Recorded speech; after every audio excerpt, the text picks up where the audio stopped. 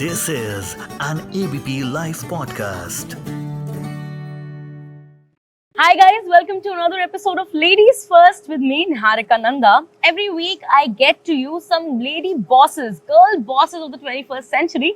And today one such girl boss is with me, Ms Supriya S Gupta, who is a documentary filmmaker.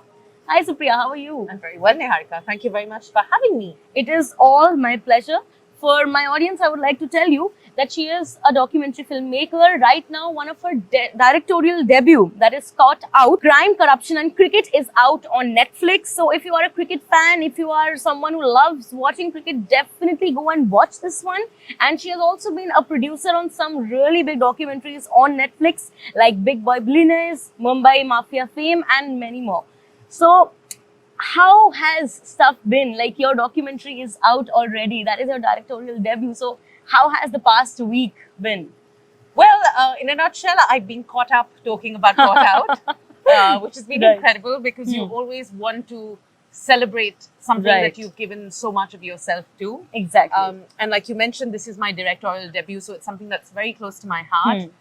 But, just a little line there. It's not, I wouldn't say it's a film just for people who love cricket. I would say, I grew up in the 90s and I watched cricket. I wouldn't say I was an ardent cricket fan, but growing up in the 90s, you didn't have a choice. Cricket was on your television. Like, at it all was times. there and everyone just wanted to watch it, and you didn't really have much of an option. Like, chalo, hum bhi dekhte hain. Well, whether you like it or not, you had to watch it because somebody at home is watching it. And Right. also, there was very little else on television that you would really turn to. You know, there was the Mahabharata, Ramayan, Jungle Book. These are the sort of things we watched growing up. And then there was a lot of cricket. And so I would say, this is a film for anyone who grew up in the 90s even, or even the youth today who might want to know about this dark episode in the history of cricket. And Indian history, because it was such an important turning point where we found out, something had happened, that it shook a lot of people and dreams were shattered. I think before that, cricket was,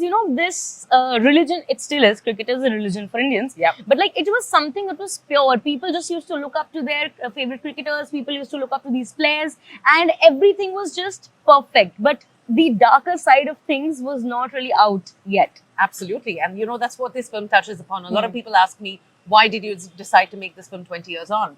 The reason why I wanted to tell this story is, like I said, that we know that there was a dark period, but there's not enough that we know in detail about how this episode unraveled.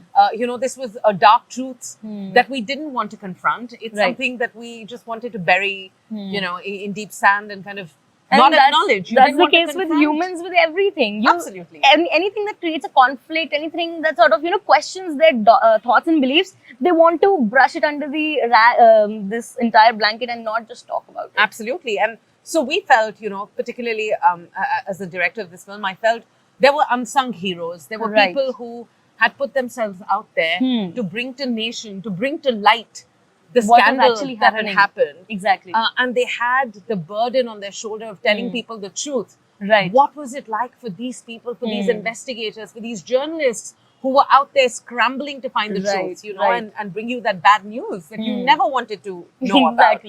And so this is an ode to those people. And we wanted to humanize these people. We know there was a CBI investigation. What did the investigator feel? Right. And what did they find out? Like, a lot of things sort of are not put out there, maybe due to a lot of things, due to conspiracies, due to bureaucracies and so many layers and everything. But that is what the whole idea was, to put it out there in front of people, facts, clear facts. Absolutely. So working on a project like this, again, for India, cricket is a religion. Didn't it sort of, feel intimidating that you are putting out the darker side of things? Was it like that? It was daunting. Right. I will be honest, it was daunting because you were going to once again fling mud. Right. You were once again going to scrape old wounds that may not have healed. Right. You were once again going to bring to light what had happened that really shattered us as a nation at that point in time. Exactly. So yes, there was worry, there was apprehension, but the one thing that we were certain about is that we knew we were going to work on this film with a lot of due diligence. Right. As a former journalist, I knew what are my no-go areas, and what it is that can make or in a way destroy any reputation, whether it is that of the former players or the investigators who trusted us, with their interview, with coming out with their side of the story. Because you see, these people have worked all their life and earned the reputation that they have, and then to offer it up on a platter to a journalist and filmmaker to say, is a tough thing. It must be tough for them too. So, it wasn't easy, but we knew that there will be the right checks and balances in place, that we will be very legally sound, and we will be doing this in a very just manner with a rounded insight into what had happened. That is how I think things work, as long as you know both sides of the story and you are putting it out there without hiding any facts. That is what makes a true understanding of the whole thing. So tell me this, like, for our audience, can you tell us a little about Caught Out? What does it exactly talk about? What is the premise? How is it going? So, without giving away spoilers, Caught Out is a film about crime and corruption in cricket. It focuses very much on the 2000 match-fixing scandal, which is the biggest match-fixing scandal ever in the history of global cricket. Right. There have been scandals across the world, and teams have come out to talk about it and acknowledge it, but this had international ramifications. Right. And so the film, in a way, investigates the root of this particular investigation, rather than investigate it, unravels, because what we're telling you is not something new, but what we're telling you is something you possibly didn't know. Even though you were aware of what was happening around. You knew something had happened, but you didn't know the finer details of it. And we wanted to, like I said, we wanted to make it a human interest story and tell it from the point of view of your investigators, the unsung heroes. Right. And really, this is their take on what it was like to deep dive into one of the biggest investigations possibly of their own careers. Right. Cricket for whether it's the journalists, whether it was the investigators, it was a big deal for them too. Absolutely. And that too, like, national level cricket, then, as that had international consequences, as you said. So that was definitely a big deal for them as well. Absolutely. And the interesting part in the film we touch upon this is there were a lot of murmurs about match fixing in the 90s. Right. But there was very little evidence to support it. Exactly. To support it. And therefore, you didn't really, read believe about it in so the fact much. that, there are rumors, and then there are things like, ठीक है, होता है, हमें पता है, but you don't want to talk about them because it tarnishes something that is very close to you. That is a something part that of you. Sacred. Exactly. Like you said, our cricketers were gods for us. Because who else was your role model growing up in the 90s? Exactly. You either had your stars, who were Bollywood stars, and the other heroes were your cricketers. Right. Exactly. I mean, now we have more inspiring stories around. We have media, we have podcasts like yourself that talk about very inspiring women. Yes, absolutely. But, then you didn't have that access. So, really, it takes you back in that period in history to tell you what had happened, and hopefully, it will take the conversation forward on why it is important for sports to remain clean. Right. That's what we touch upon in the start of the film. Is sport should be unscripted. It's something our contributor says. Sharda Ugra, the only other female who we have in the film, because again, cricket is such a male-dominated sport. Exactly. And so we had to date, even in the 21st century. To date, and we had to scramble. But still in the 90s, there were very few women who were hardly associated with the whole thing. Correct. And Sharda Ugra is one of those journalists who started covering sports. Right. In the 80s, in that sense. And I think she was definitely a pioneer, I would say, in that sense. Absolutely. And so she could give us an insider's perspective of what it was like when you were covering those people. Because when you are in the flow of things, you just go with it. Right. You don't realize, but it's when you pull yourself out, and that's what. And you look at the whole picture without yourself in it. Correct. Which is what I think a lot of our contributors have been able to do now, which is what we hope the audience will do now. Is don't be as involved in it as you were 20 years ago. Look at it objectively, which you can only do when wounds have, in a way, healed or you've made peace with something. And that is why I would say it makes sense that you took some time before sort of, jumping into a topic like that. Because it's been 20 years, as you said, 23. Yes. And so people are sort of, वो शांत हो चुका है पूरा जो उस time पे हुआ होगा. And definitely, they are in a more objective state of mind to sort of absorb things better. Absolutely. So talking about something that was definitely a huge controversial issue back then. So was it easy to get people to talk, or was it a tough process? Did it take a lot from you? How was it? I would rate this as a high access film. It definitely wasn't easy to get people to talk. I mean, something on Netflix is available for everyone, and it has ramifications for people who are involved in it. Absolutely. And, also cricket is such a tight fraternity.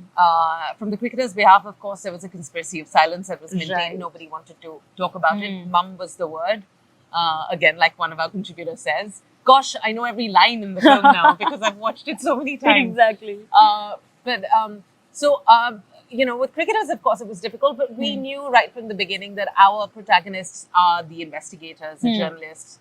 And so even reaching out to them, we had to sort of convince them and take them down that route that, look, we're out here to tell your side of the story, and we want you to believe in how we are going to tell your story, which was difficult for them to do as well. Let's face it, they've worked all their lives to earn their reputation, and they've come out, untarnished in that sense, and clear, and then to hand it off to a platter to a filmmaker is a big deal. So I'm really glad. It is intimidating for them as well. Absolutely, and so I'm glad that they trusted us in being able to bring their stories to light, because this is an ode to those guys. And I think we need to know what they went through while they were investigating. Who were the heroes of that time who found out what was going on and everything. Absolutely. And again, in such a thing, cricket, how sacred it is to get onto the other side of the story is a tough job to do. Absolutely.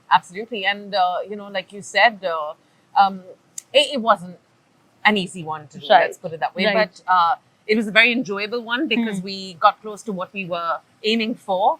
And you've got to watch the film to enjoy get the an rest understanding. of it. Yeah. Exactly. So, are you a fan of cricket?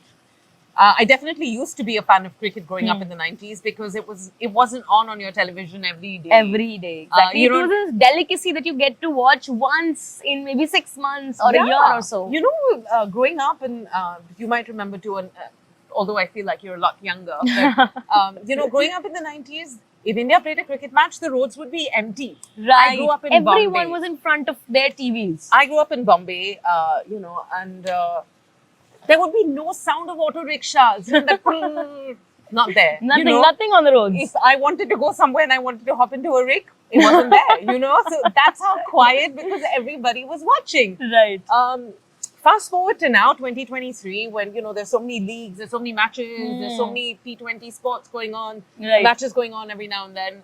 I feel like people don't have as much time on their hands. So growing up, I was more of a fan, and not just of Indian players, but, South Africans, Pakistani players at that time as well. There were some incredible players while we were growing up in the team, and I used to have posters of Indian players, Pakistani players, some South Africans, some Australian players, across the board. Right. But now, no.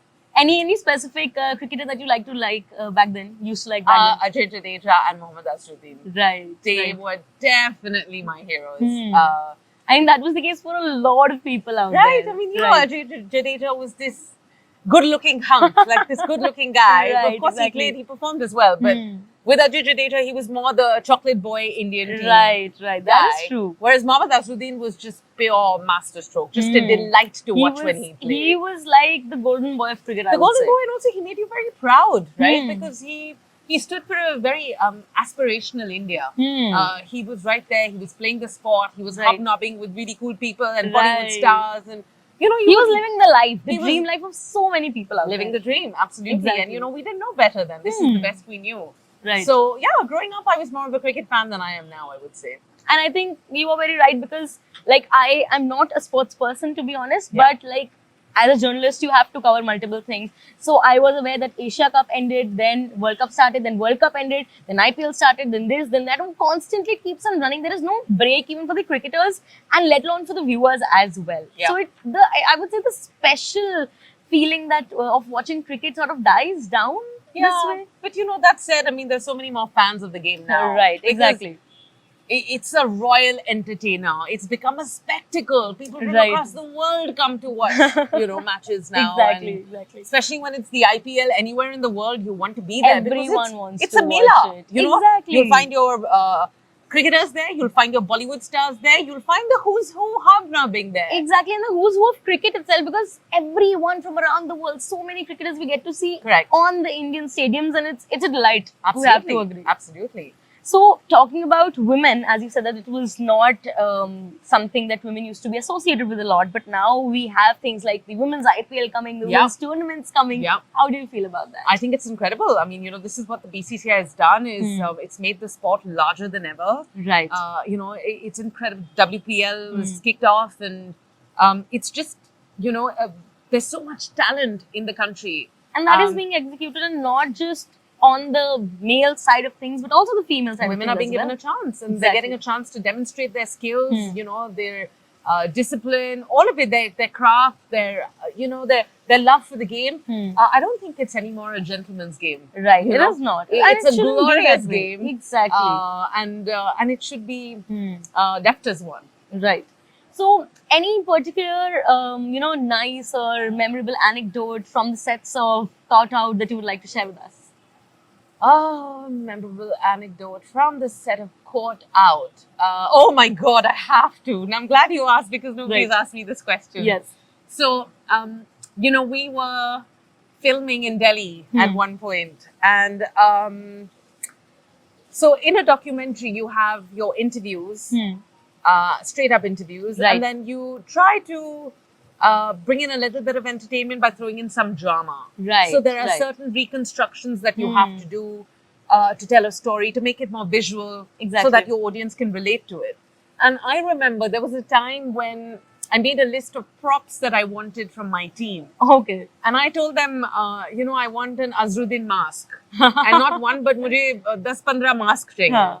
Because maybe we want to film something with people wearing the Azhar mask and just to show how popular the guy was. Exactly. You go to a cricket match. Enthusiasm in the audience. Absolutely. And stuff like that. You go to a cricket match, you find people with flags, they're wearing masks of their favorite player. They have painted flags on the cheeks. All of that, right? Like it's a show. And Hmm. so we wanted to create that sort of feel.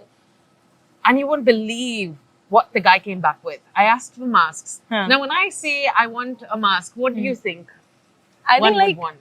a simple strap-on mask kind of a thing. Right. Printed on paper. Yeah, And exactly. you just put it on and you're wearing it. You know what he came back with? What? We were in the thick of COVID. He came back with COVID masks. Oh my God. With Mohammed Azruddin's photo on the mask. And so I didn't know whether to laugh or to cry. But Oh my God, this is... It was unbelievable because we were ready to shoot the scene, And that is what we you said, had in mask hand. idhar hai, mask leke aao, and he Right. brings these COVID masks. Oh gosh, so This is such a unique problem mid-pandemic, my God. oh God, yeah, and I'm in disbelief still. I'm a little in shock that somebody That would this think, happened. "Aapne bola mask leke aao, tumhe mask leke aaya," and wo bhi print kara ke, So there's Mohammed Azruddin on everybody's mask, and we wore it. What else do you You do? did? We did. Oh my We God. wore it on set for one day Right. because it was a laugh, right? Like so you. Definitely a memorable moment on the Definitely, set. yeah. For sure. A memorable day, I would say. Oh yeah. Did you guys get a group picture clicked with that? I'm afraid mask no. on? There was so much tension always. You're Right. running and gunning and trying to get things in time, and you're trying to knock off your hours and Right. pack everything in. So unfortunately, I think that's. But that would have been a hoot, like the entire God. experience. That would have been the cover of our film. That actually could have been. Yeah. Considering the entire background and everything, wow. Yeah. Quite So the experience. this is as good as it gets. So Right. key is you got to micromanage. You got to tell them every single detail of what you want, and if you don't, again, top to bottom, each and everything needs to be explained like a baby. yeah, absolutely. I mean, that's one of the problems of. Literally, when you said mask, the first thing that came into my head was like a proper mask thing that people wear. I would hope so. Now had you said COVID mask, I would have taken it on myself and said probably No. the problem is with me, it's not somebody else. But I'm glad you agree. And No, therefore, I yeah. do. That was literally the first image that came into my head. My Yeah. God, I'm imagining the entire set Yeah. wearing those. In disbelief, we were literally like, is this guy for real? So yeah, that's what happened. So that was a very memorable day for us. Right. Talking about anecdotes, sharing anecdotes. You have been a former journalist with Al Jazeera, BBC. These are huge names, huge Absolutely. global media houses. Yeah. Any anecdote or any memorable moment from your time as a journalist that you would like to share with us? For my time as a journalist, trying to think. You can take a moment. It's fine. You know, I landed my job, my first job ever. I mean, I obviously got paid for answering calls in my dad's office Right. because there was a fee, right? Anything you do for the parents is a fee. It is, right. Exactly. And, And there's a bonus of being the daughter as Absolutely. well. You know, I was very hardworking and I said, look, I'll come and answer phone calls, but what do I get? You know, there has to be something. And Right. so I negotiated a fee for myself. But my first official job actually was at the BBC. Which, Wow. Like opening at the BBC. Straight My up, God. you know, and I think it's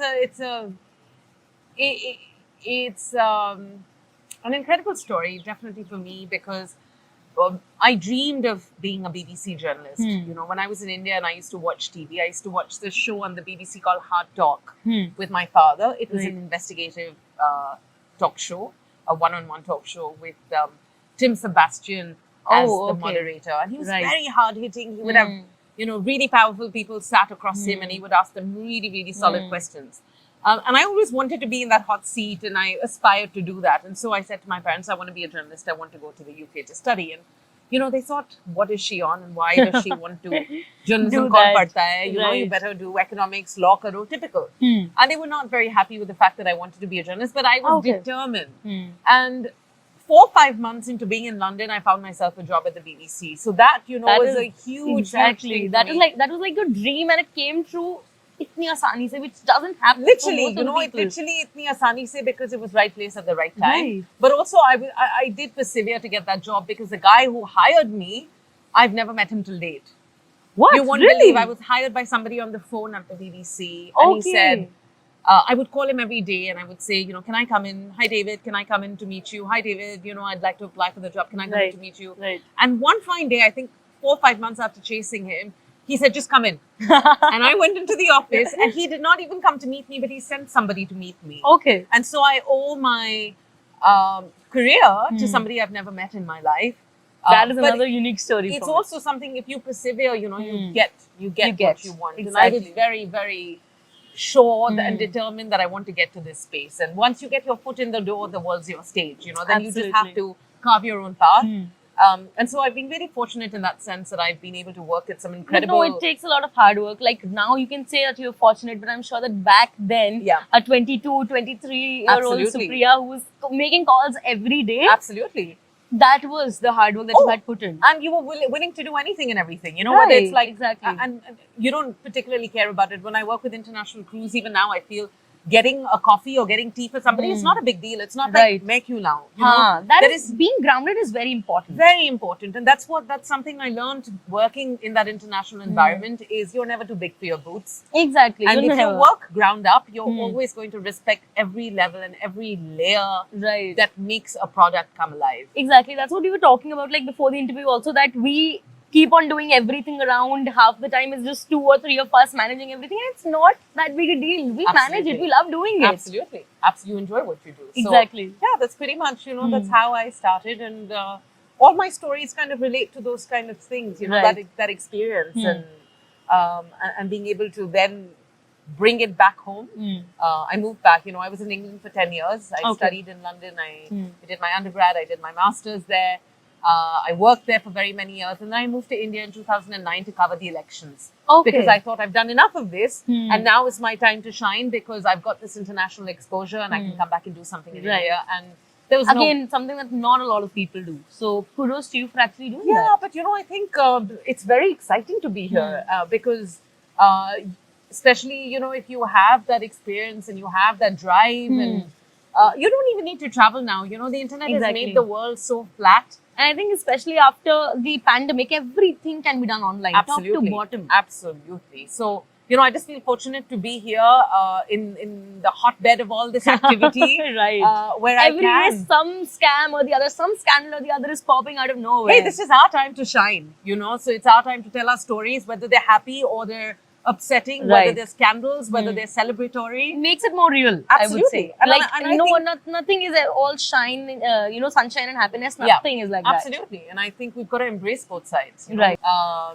It's a different space. It's a different way of doing things. And it's not a constant. It is going to have to keep changing. It is. Absolutely. It has to be a dynamic industry after. Absolutely. It's a dynamic industry and things are constantly changing.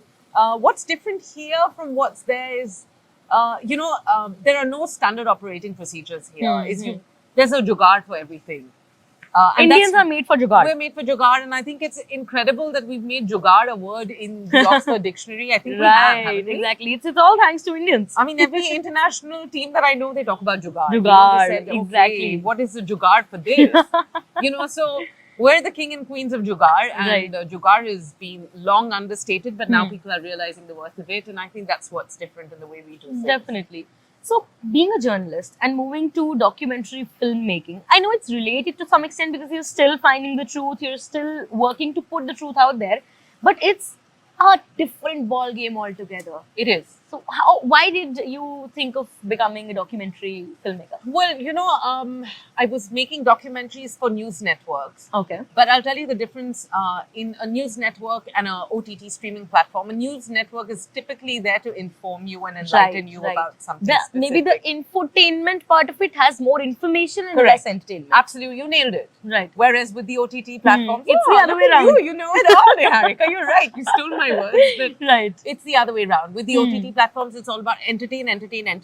Nobody's coming to you to find the truth. Exactly. They are coming to be entertained. But if you're telling a real story, you've got to make sure you're factual. That's what you owe to your art. Exactly. And so, I'm now rooted in the craft of telling non-fiction stories, real stories. And so that element of being a journalist definitely comes into play because you understand ethically how you need to conduct your interviews, the fact that you need to balance them. There is a right to reply in every situation, and you've got to exercise that. Right. So, it definitely works as an ammunition to tell non-fiction stories, but the crux of it is to entertain. And so we don't investigate in stories like this. We tell stories and it's the telling of events based on information that is available. Right. So, do you see yourself moving towards fiction anytime soon or maybe in the long run? I would hope that The Elephant Whisperer win at the Oscars will open up a market for more non-fiction stories. Right. I would pray and I can hope that more Indians will want to watch real people's stories, and celebrate real heroes. Alongside cinema, of course, there is Bollywood and Bollywood. Right, everyone needs something to unwind, everyone needs some sort of an entertainment, but then that doesn't mean that you don't talk about the real stories that are being put out as well. And those are the stories that I want to celebrate. So I feel like there is a little bit of that first mover advantage in being able to tell good, hard-hitting stories with panache, with creativity, with a heightened sense of storytelling. Right. And so I'd like to explore that to its fullest potential before I say, okay, let's dive into fiction. And I think there's a lot of incredible fiction directors, storytellers out there. Maybe more people like you are required in the non-fiction section of things as well. I feel like this is a space which hasn't been tapped explored into that well. and explored. And so this is my time to do that. Definitely. And that's a very good thought because when you think about filmmaking, no matter how much we, deny it, the first thing that comes to our mind is Bollywood, fiction. Yep. But I think that's the narrative that people like you really want to change, and that is good. Definitely. That, and the other thing that, would be incredible to see is we keep talking about very few women in film. The percentage of Indian women or in general women in film across the world is dismal in comparison to the male counterparts, and there's enough and more incredible female storytellers, producers, cinematographers, editors, directors, composers. You have a whole talent pool there that is willing to be tapped into and exploited. That is and I feel like with incredible platforms, like global platforms, this is our time to tell our story, to set our own narratives and tell them the way we want to tell them. And I think with the advent of OTT and how huge it has got in the past 3 to 4 years, I think a greater space has been provided to filmmakers who want to talk about real stories, who want to talk about real stuff, and to an entire idea of documentary making as well. Absolutely. I mean, this is my directorial debut, as you know. And until then, I had produced some really hard-hitting stuff for Netflix and for other platforms. But Netflix were very keen to encourage me to, in a way, nurture that talent. And they brought another production company on board from London to kind of handhold me through this process of being able to tell my own story because they wanted to invest in nurturing talent, and they believed in something. And I think it's incredible for them to come out and say, we want to support women. Yes, that is very And important, actually. You know, it's not just that. I don't know if you know this, but obviously Caught Out is a story on cricket. Cricket is a heavily male-dominated sport. But this was a female-led storytelling event. Wow, that is You know, amazing. the team was helmed by a female director and producer who were the leads of it on the ground, telling you a story in a man's world. That you is- know, a man's story. Exactly. You know, that impacted some of your biggest heroes of the time. Right. And so that is the coming of time. You know, it tells you times are changing. There is room for it, and you've just got to push yourself to make things happen. Right. And as you said, talking about women in a man's world, women working in a man's world, something similar to what Guneet Monga also said in her speech at the Oscars, where she said that this is the first ever production to win. Firstly, it's a documentary, and secondly, it's helmed by two women itself. Yes. So that is a commentary on the fact that we need to shift our focus and maybe focus more on documentaries that are good enough to reach the Oscars. Then why not have a theatrical debut or a theatrical, you know, presence as well? That's, I mean, I personally feel like theatrical debut is a long way off. Right. Maybe But stretching baby it a steps, bit. Yeah. I mean, you know, that's what we need to aspire to, because if we talk about it today, we'll probably get there tomorrow. Yes, But absolutely. the fact that, you know, women are taking that step and making that stride and are being counted, are finding seat on that table. Right. Like exactly. Guneet Monga said, are making their own table. They're making And their own table. grabbing, Exactly. you know, a seat and kind of making it their own. You know, it just tells you that the world's a stage. You've got to go out and conquer. Yes, And, exactly. You have to make your own space. Nobody is going to, you know, probably offer you a chair that, okay, come, give us your opinion. You have to sort of put forward it yourself. I mean, yeah, you know, you've got to believe in yourself. And I Right. think as women, we doubt ourselves so A much lot, that, a lot. you know, in the workplace particularly, that we don't give ourselves a fair chance. Forget others. You know, I look at myself and I found out I was pregnant 1 month into my film being commissioned. Oh my So God, wow. I've been made the director of this film. We've started research on it. We've started work. I'm at the center, they're helming the project. I'm getting my team together. And I find out I'm pregnant, and not just pregnant, but pregnant with twins. Wow, that makes you a superwoman. I'm a fangirl already. Thank you. That's very kind. But you know, it takes a village to do that. Yes, I could not it's be. it takes a village to make a film, let alone in a situation where you have Absolutely. hundreds of things going on inside of your body and outside as well. 100%. And you know, I think that whole talk begins at home. It's with the partner you pick for yourself. Right. I mean, if it does. you know, my husband obviously was very supportive. He was very worried. My family were very worried when I would go out to shoot. Right. But they knew Rightly this is- so, I would say. Understandably so. Now, you know, now that I'm out of it and the babies are a lot older, 10 months old, you know, I can sit back and understand their predicament. But at that point, that's what I wanted to do. Right, So while I'm right. dealing with morning sickness and nausea on one end, you know, I'm also looking forward to being out there and interviewing this CBI guy who has Oh my helmed the God. investigation. And that is what is driving me to feel better. Exactly. And who is anyone to tell me, no, you can't do that, right? So fortunately, the family supported me in that endeavor. I had filmed, but I hadn't completed filming my project. You know, the film, the shooting days were still to be completed. Right. When I was put on bed rest. Because, Oh my God. you know, I literally had been out and about. I was traveling, of course, with an okay It from the takes a doctors. toll on everything after all. You know, you in some don't, I mean, sense. also I was carrying twins. So now Right. I don't know whether it was the fact that I was carrying twins and, you know, you've got to be obviously extra careful. But whatever it was, I was on bed rest. And I remember I was working while I was on bed rest. I would lay down and I would be remotely editing with a team in London. Oh, wow. And, you know, I had an incredible editor, executive producer by my side, my friend Francis Longest, who is my partner in crime, who I've worked with on the Bad Boy Billionaires series, who I've worked with on Mumbai Mafia. I had an incredible team in Passion Picture Films in London that supported me through this, that said, you know what, just do it. And so that's why, you know, I had an incredible DOP on ground here saying, Supriya, don't worry, I got this shot, let me just show you what it is. And an incredible as you producer, said, it takes relentless. a village, but it also takes a supportive village. People course. who understand your situation and can empathize with you. Absolutely. So it took a village to make me the director mama that I, you know, went on to become. Yes. I like that tag, director mama. Yeah, and you know, it wouldn't have happened without that sort of support. And that came again from the OTT platform. Netflix were very supportive. at first I didn't even know whether they would let me go on and do my film. You know, so I didn't want to tell them for the longest time. Right. You know, there's also this talk about for the first 2-3 months you don't tell anybody. Yeah, exactly. So I wasn't sure when is the right time to tell them, but whenever I told them, again, I wasn't ready for it. I just had to tell them. Right.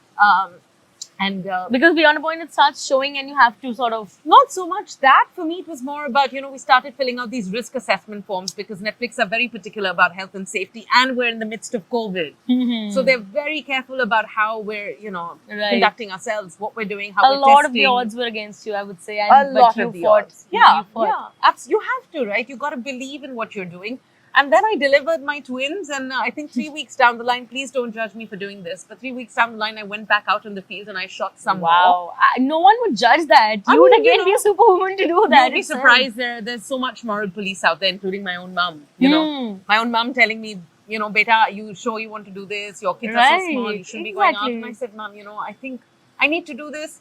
This is my third baby. I need to nurture it just as much. And now, you know, I'm playing full-time mama. I sit at home, I look after my babies, and I do what a mom does. And you are with your popcorn, watching a documentary, having your babies with Absolutely. you, and you know you are having that mama time as well. Absolutely. You know, I've done what I want to do for my directorial debut. I've made my film. I'm so satisfied with the work that I've been able to put out that I now feel like I can be a better mom. Right. And I think that's what it boils down to. In the end of the day, you know, gone are the days where you are told what is right for you. You make your own decisions, you stand by them, and you live by them. Right. You know, Exactly. right or wrong, you will learn. You will learn. And maybe there is some learning in this for me, but now at this point, I feel like it makes me a better person. And that's what I want to celebrate. And also an inspiration to a lot of people out there. I mean, just I can only imagine it because I have not been at the receiving end of such a thing, but just imagining it is, you know, making me feel wow,